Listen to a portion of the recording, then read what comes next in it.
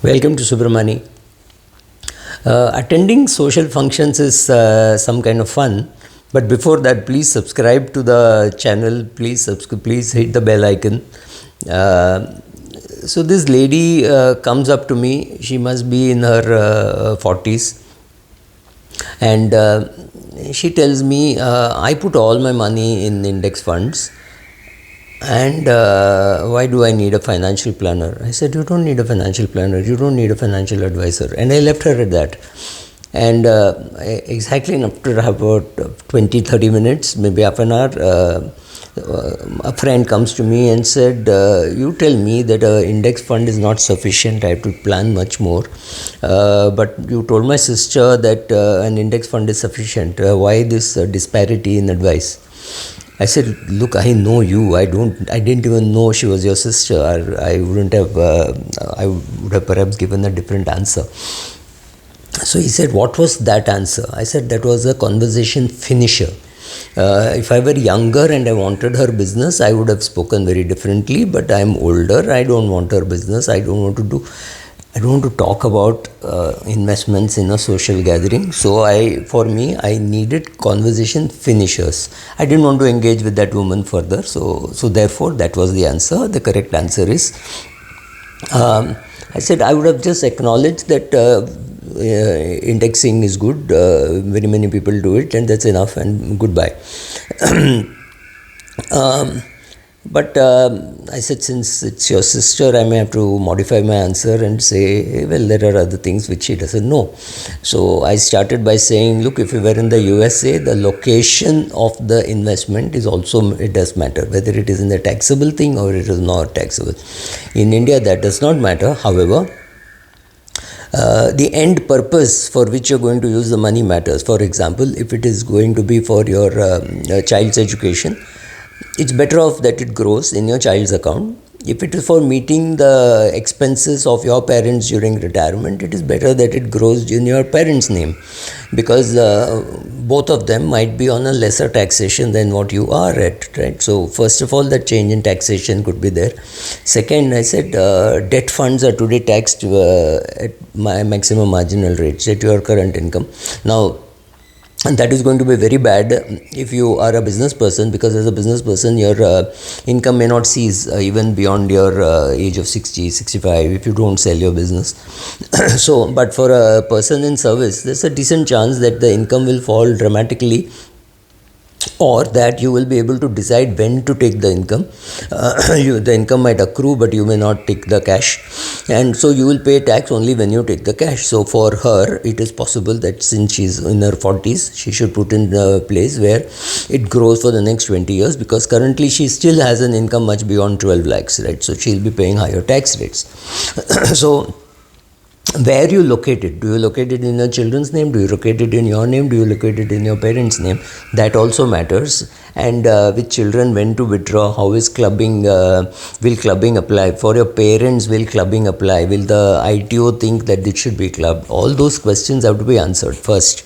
So taxation, applicability of taxation. So therefore, choosing a product for your sister, if she wants one single product, I would rather choose a multi-asset fund than a pure equity fund. Right, then I have no clue whether she's got emergency cash. I do not know whether she's got medical insurance other than the medical insurance that your brother-in-law's company gives and her own company gives. I don't know whether she has beyond that, because if she doesn't have, she should take, right? So I think that is the advice. I have simple advice: if she owns a house, she should make a will. If the husband owns a house, he should make a will. And if it's a joint property, they should both make wills, and they should also make a joint will. So these are things which I would say. And I said, and by the time her husband, which means my friend's sister's husband, had also joined in. So I said there are two reasons largely. One, when you don't want to manage your investments, it's a headache, right? Putting here, putting there, removing, when to remove, how much to keep, whether to reallocate between large cap to mid cap, whether to put in multi-asset, whether to put in single asset, whether to put in gold, not to put in gold, how much to remove, should I do an SIP in gold? These are all questions which you will keep asking yourself. Now I am saying, very clearly, if you have a 40-year horizon and you're not going to look at it, then your asset allocation doesn't matter. You say, okay, in 40 years I expect that equity will give better returns than gold or debt or etc. So all my money can be in equities. I will not have a problem. However, predicting 30, 40 years of income, predicting cash outflows for such a long period of time, it's an art and science and luck all put together. So it's not going to happen very easily.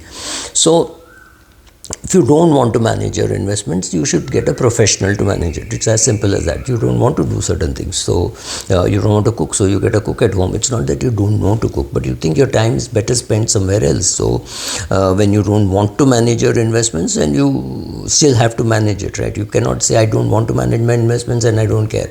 I'm going to die at the age of 59, so my retirement age of 60 doesn't come into play. We don't know any of those things with great certainty. So therefore, you go to a dedicated professional, somebody who has been educated in, trained in, and experienced in managing investments, strategizing how investments interact with other parts of your life, and managing your behavior, right?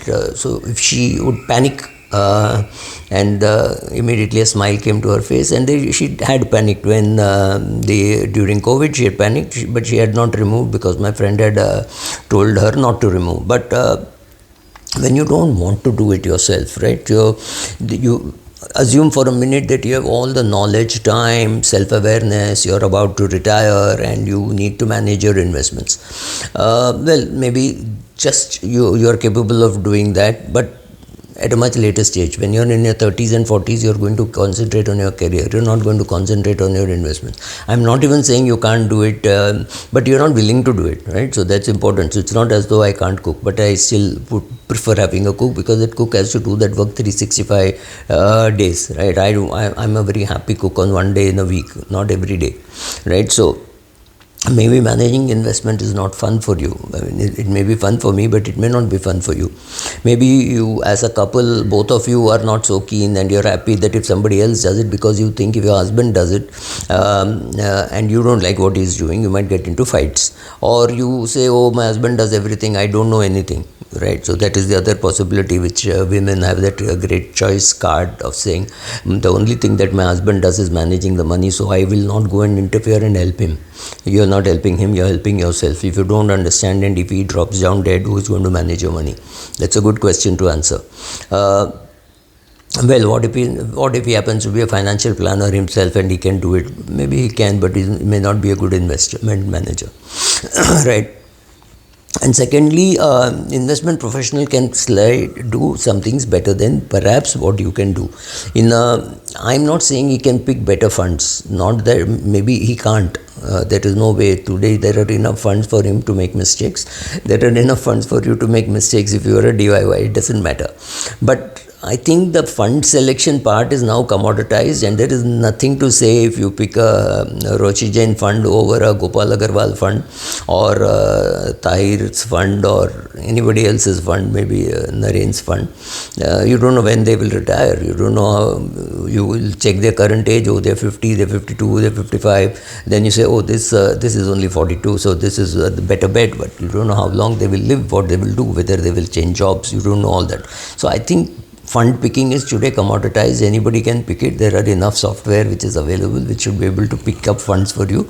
Though I don't know whether they'll do a good job, but I think that part of the world is commoditized. But to talk to you about insurance, talk to you about say tax harvesting, tax loss harvesting, tax profit harvesting, keeping money in your children's name, keeping money in your parents' name, making all the automating your expenses, automating your bill payments, automating your SIPs, controlling your feelings, teaching money management to your children. I think those things are far more important than picking which fund to put and how to shift and things like that. People who shift from one plan to another don't even know that they will pay tax.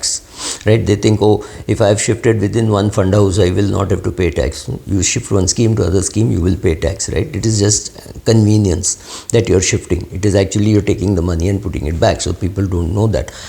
I regularly meet people who think that investing through ICICI Direct is direct investments. It's not. People who think, oh, but I don't interfere with anybody, I don't interact with anybody, I just go to my bank, on my bank site, it allows me to invest in mutual funds, and and invest into that. So is that not direct? No, it's not direct. The agent is your bank. So if you don't even know that, it's too basic. But the fact is, many people don't know that. They think they are doing direct. There are people who think that ICICI Direct is direct, right? So there are various ways in which a financial advisor should be able to help you manage your investments. So first of all, you might not know where you have invested, but your fund advisor is very likely to know where you have invested, why you have invested, for what purpose. He'll ask you those questions. At least he should ask you those questions. He does not even know. I mean, you may not know which fund to withdraw for what purposes. So this guy or girl should be able to sit with an Excel sheet and say, this is the investment for this is the investment for this, etc. They could make nice reports and send it to you saying this is what is happening. Whether you read the report, whether you understand the report, it's your skill or lack of skill, but yeah, that's something that they can do. Most of the time it is like when people invest, and typically when this girl says or this lady says, I invest only in index funds. Why do you invest? I don't know. When will you withdraw? I don't know. Will you withdraw at all from it for your regular things? I don't know. What do you do with the other part of your money? Oh, I keep it in bank deposits. That's horrible. That is disastrous. You paid too much of tax. Well, financial advisor should be able to help you with all those things. Make sure that all your cash gets invested, not just you do an SIP. Many people will come and say, I want to do a 10,000 rupee SIP. They can actually do 15, but they come with 10,000, and after 5-6 months, and if the market, especially if the market is doing well, they'll say, oh, I have another 50,000 rupees to invest. So my first question would be that where did you get this money from? No, it's every month I could have actually done 14,000 rupees SIP, but I said only 10. So that 4,000 has accumulated over 10 months. So I have about 50,000 rupees which I can invest. So these things happen. No problem at all. There's no point in fretting and fuming about it. Just take that money and put it into the same fund where they're doing an SIP. But this only a financial advisor is going to do for you, making sure that all your cash to the last is invested. Then for your financial advisor should be able to manage your risk. I keep saying this to people. Everybody knows from where they got their heart surgery done, or even a simple cataract surgery or any surgery done. They know the name of the surgeon. They have no clue who's the anesthetist who did it, and it is the anesthetist who's the pain management. Risk is pain management in investing, and risk somebody has to handle. So if I am a very good equity investor, I don't need asset allocation. I know all my money can be in equity because I have a longish time frame. And look at some share which I bought in 1977 and still holding, 1978 and still holding. It doesn't matter at what price I sell it, right? My cost for a Colgate would be a few paise. Coromandel International, I was just calculating day before yesterday, my cost would be something like 1 paisa. So does it really matter when I sell? So I may not even need an emergency fund, but I know that. The question is, if you don't know that, do you want a reasonable choice of mutual funds, equities, whatever? So all those things can be answered only by a financial advisor. I am not suggesting a financial advisor for everybody, especially those people who are little high on I invest all my funds only there. It's to be a low cost, all compassing index fund. Great, do it. But I think a financial advisor can add value. Thank you.